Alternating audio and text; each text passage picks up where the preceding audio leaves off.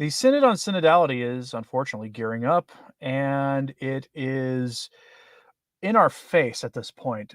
There has been a lot of nonsense hitting the internet this past weekend from things Francis was doing himself, things he was saying, some of it pretty funny actually, but the things that we're seeing do point to, again, a new religion being foisted upon us. And you can see this in the behavior that Francis tolerates right in front of himself.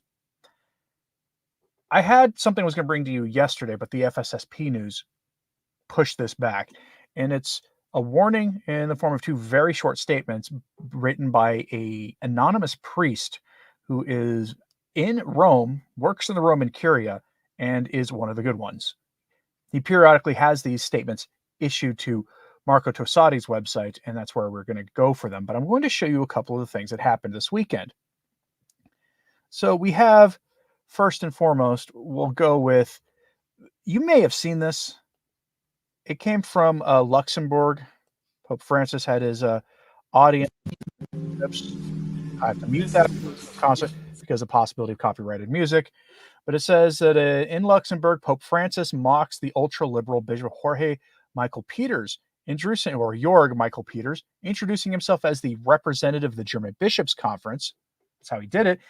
To which Pope Francis asked, "Are you Catholic?"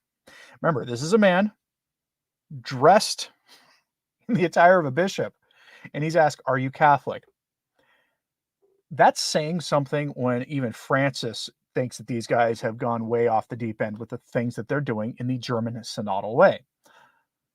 But with all that said, remember, the official corrections of the German synodal way were done by Rome, framed in the "you can't do this alone, go with the rest of the church," all the changes the Germans wanted.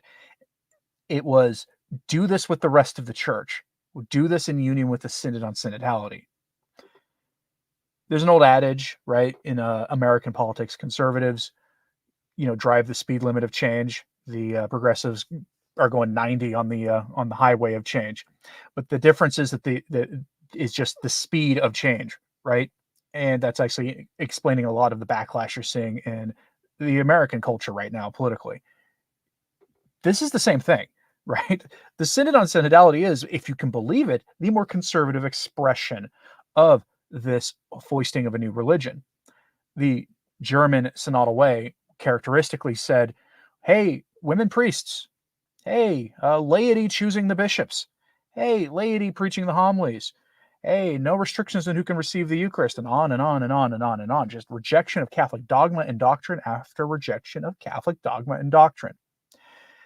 That's why it was happening so quickly. That's why Francis just rhetorically asked, hey, are you guys even Catholic?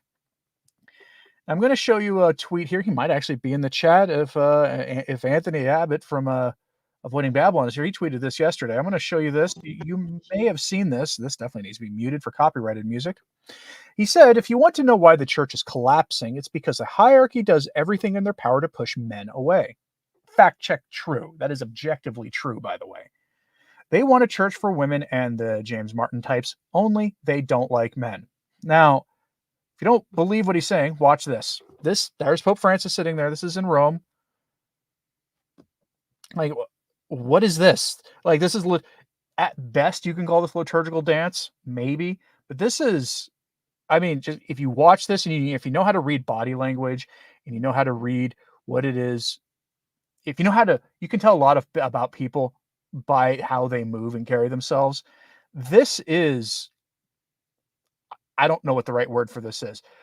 But again, this is Francis. This is in Luxembourg. The same people who lectured him on not allowing women to the priesthood, which happened there, are there in the audience watching this. And if you want to know what modernism looks like in practice, it's this feel-good stuff you're seeing here. But again, you can see a lot about the people doing this in their body language. And as he said here, they want a church for women and James Martin types only. Now, some Pope splainers presented this same thing, saying, Here, the usual suspects are flagging this performance for the Pope as sacrilegious. The reality is, there's absolutely nothing profane about it. The liturgical dance is a beautiful tribute to Francis's encyclical Laudato Si. Thank you, Rich Reho, for telling us that it's actually profane, because that document is profane. It is secular. That document is evil.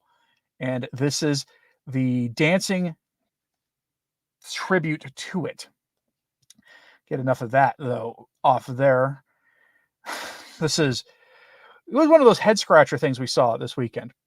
So Laudato Si was, and Laudate Deum, the follow-up document issued earlier this year, were the inspiration for the penitential rite that we kind of riffed on last week. You remember the new 7 deadly sins, including the sin against synodality, whatever that is, a sin against the listening and dialogue, and a sin against the lukewarmness, none of which are sins, or none of that, being opposed to those things is not a sin. A priest who goes by the handle of Monsignor ICS, I don't even know how to pronounce that. I looked him up to see if he was real, like if this was just somebody's real name. It's not. He is an anonymous priest who works in the Roman Curia, who has for years been periodically writing letters to the Italian journalist Marco Tossati, who was the one who broke the Vigano story back in 2018. Vigano gave him the letter that set the church on fire, basically, 6 years ago. And he's been writing these anonymous letters. Again, this is from a very conservative priest. The headline is, "A penitential celebration for the Synod on Synodality is totally laughable." And it is. Francis does not have the authority to invent a whole bunch of new sins. You can take it as some sort of situation in the world today and say, well, this thing that's happening is wrong because it's really just the sin of this, or the sin of this, or the mixture of the two, or whatever. You cannot just invent new sins. All of that stuff was done for us in capital T tradition and in sacred scripture, but there are no new sins. Nothing new under the sun. Here's his very short statement on this for your edification. "Dear Tossati, yesterday I wanted to write to you regarding the statement on the penitential celebrations, but after reading it, I had an attack of dysentery that lasted 24 hours. Look, Tossati, your collaborators in Stilum Curae always write articles that are too serious. Come on, let's laugh a little. Even popes can make fun of the faithful, right? Why not him then? An Argentine brother wrote to me from Buenos Aires, and I am reporting and translating it, his consideration, which made me laugh and stop the dysentery that I had while reading the penitential celebrations.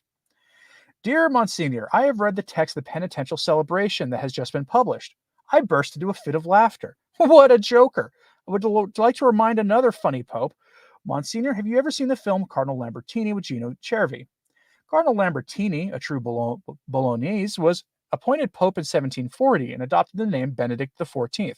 His biographer, in particular the Tuscan philologist Dino Baldi, as reported by Vito Tartamea and Benedetto XIV, El Papa, Benedict XIV, the pope who loved swearing, recount that he was very fond of mocking and scandalizing the faithful with colorful expressions or rather coarse language. To provoke it, he is said to have declared that he would grant a plenary indulgence to anyone who shouted, even from the pulpit, that 4-letter word that begins with the letter F. By the way, Benedict XIV was known as a pope with very colorful, spicy, sailor-like language. It's just one of those things we kind of have forgotten about. It is said that during the conclave that he elevated him, he declared, if you want a holy pope, vote for Cardinal X. If you want a political pope, vote for Cardinal Y. If you want a stupid or idiotic pope, choose me. The biographer Baldi always tells how, as soon as he was chosen, he looked out into St. Peter's Square and, looking at the people who had come to see the Pope, said, so many people, but how do all these people manage? The cardinal who was next to him also quite wittily said to him, well, if they put it among themselves, provoking the response from the newly elevated, who was giving the blessing, yes, and then there are us who put it on everyone. The biographer Baldi also tells how one night a Monsignor woke him up and, breathless, said to him, Your Holiness, in the XY monastery a nun has become pregnant. The Pope replied, is that all? Wow, I was afraid that some friar had become pregnant. Again, this was an actual Pope. Give you an idea. And here's his point. Look, Tossati, the example I received from my brother means that even popes have a sense of humor. They make fun of the faithful and act like jokers. What do you think the document, penitential celebration, means? Come on, you don't take it seriously, do you? Come on, we're almost there. It's a matter of months before the end of the year. In his own way, Bergoglio has been making fun of us for 11 years. And for 11 years, he has been giving us a hilarious spectacle. But how can you take him seriously? Come on, it's surreal. Not even the director of The Great Tempter of Genesis could have conceived a comic film like this. Come on. Read Mark Ogg's booklet, The Three Words That Changed the World, where the author has Pope Francis say, giving his first and last name, from the balcony of St. Peter's Square for the Easter blessing, I'm going from memory, "Children, I have something important to tell you. God does not exist." Come on, we're almost there. Is it a matter of months before the end of the year? And otherwise, you will end up like me in a state of chronic dysentery. And the point of his letter is that you have to take this as a joke. The penitential celebration that they are talking about is a joke. It has to be. And not a joke as in Pope Francis meant it to be funny. This is not him doing his Weird Al Yankovic act. You have to take it as a joke because nothing like this can possibly be serious. The same priest the very next day gave you the real punchline. The progressive church does not want to believe in the devil. Here is the reason. They make fun of the faithful. They think we're stupid. They do. That's why they present this stuff. But the truth is, if they don't believe in the devil, they don't have the faith. They have something else. This is why they push a new religion. This is why they talk about this as the synodal church, whatever that means. It's a new religion, and they don't believe in the devil. Guarantee you the devil believes in them. And he probably finds their joke of a penitential thing they're doing as pretty funny, but not for any good reason.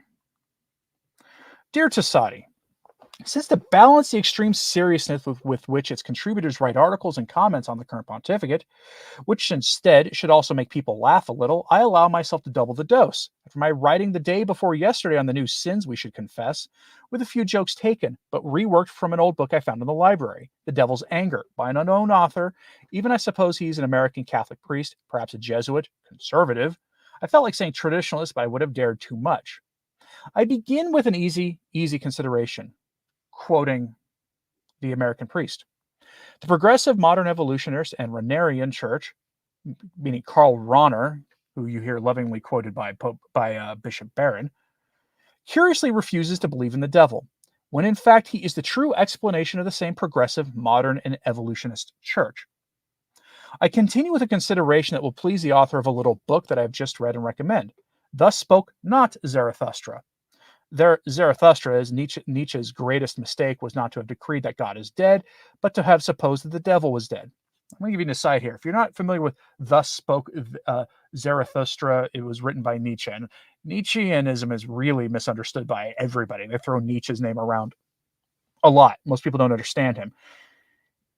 Nietzsche's central point, or one of them anyway, was that the consequences of this atheism that he held to was going to be the destruction of civilization and essentially inhumanism. And he wasn't exactly wrong about that. It's just that it's amazing he came up to that conclusion and while holding to the cause of it.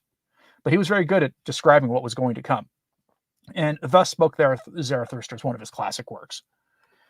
He says, do you know, dear Tosati, that I believe that if Friedrich Nietzsche lived today in the current situation of the Church of Christ, he would be induced to believe that God exists and is alive.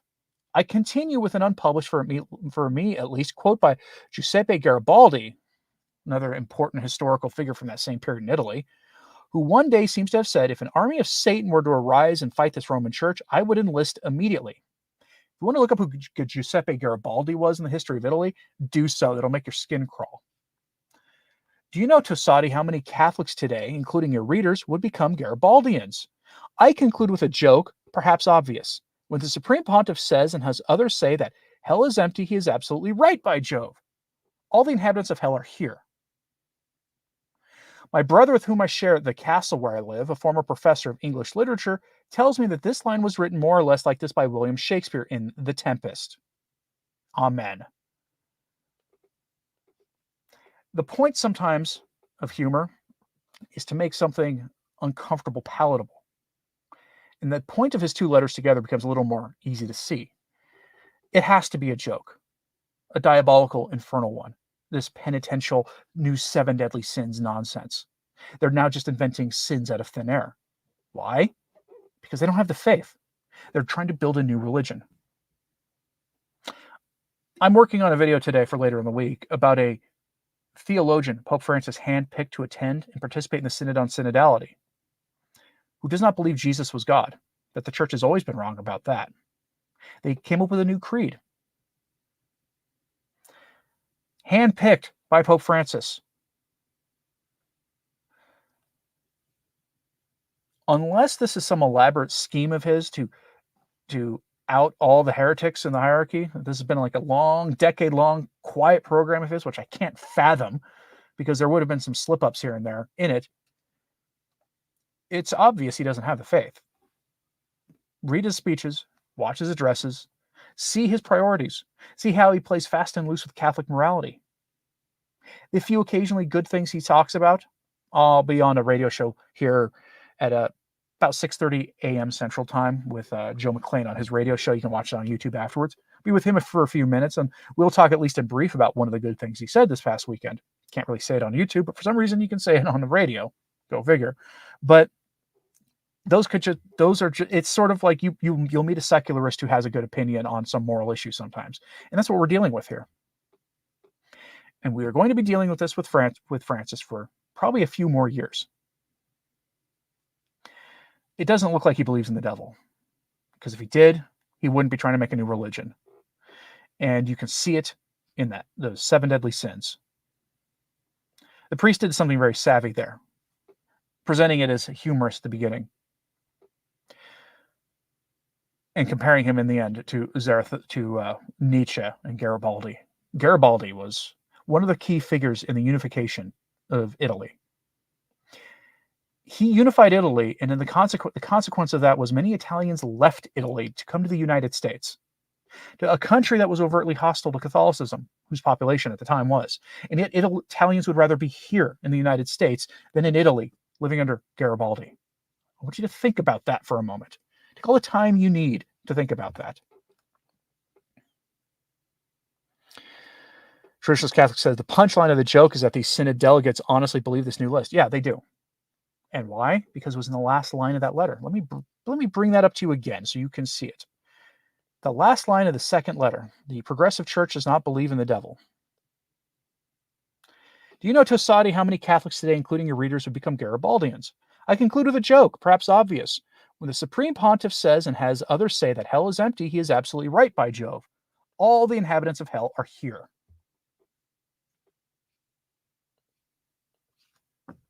This is diabolically influenced. That's what he's saying. You remember when the account of Leo XIII talking about hearing, because he can't really call it a vision since he didn't see anything about the accounts I've read of it, but he heard a conversation between our Lord and the devil.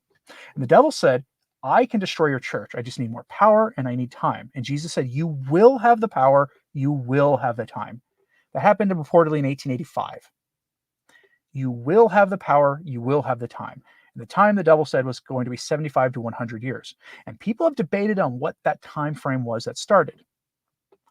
My suspicion is it started sometime in the 1920s, maybe 1930. That Fatima was the warning about that these all are connected together. And exorcists have said if you could see the number of devils out there, they would blot out the sun. Take those warnings from them with the utmost seriousness. And remember, when you are being tempted in life, you feel as if there's some diabolical temptation coming your way, remember to pray for bishops and pray for priests, because the devil goes after the best. He goes after the most important. The most damage that can be done in the salvation of souls is among those in the hierarchy when they are tempted into sins that scandalize the faithful, or worse, sins that lead them to misuse their authority and power to teach heresy. That is the point. All right. Wasn't that Pope prompted, or did that prompt the Pope to write the prayer of St. Michael? Yes, he wrote 2 versions of it. The one that three, I guess. There's the short version that's usually said after Mass, and it was said after Mass until the 70s, and all of a sudden they stopped. Well, it's kind of weird that they stopped saying the St. Michael prayer after Mass at the peak of this. But also there's a longer one that was written by him as well for exorcists only. But there's also a longer St. Michael prayer for laity. I think Peter Kwasniewski posted the longer prayer of St. Michael over the weekend, if you want to go find his post on the various platforms he's on. So Undignified Padre Anonymous says that what Francis allowed as audience, he forgets it's the chair of Peter he occupies, thinks it's his own plaything. Yeah, that dance I showed you was tame compared to some of the other ones. Some of the other ones were so over the top James Martin and pure and what they were doing that I wouldn't feel comfortable showing them to you. I would feel like it would be imprudent of me to show them to you. Trevor says, if the devil targets the best, what does that say about Bergoglio going after bishops and priests who speak the truth? Right. And this is why I brought to you that quote-unquote prophecy of a pontificate under the control of Satan. What would it look like? So I brought it to you this weekend, and then right afterwards, a bunch of English language outlets published the same thing. And for good reason. People need to see it, even if they don't like the source.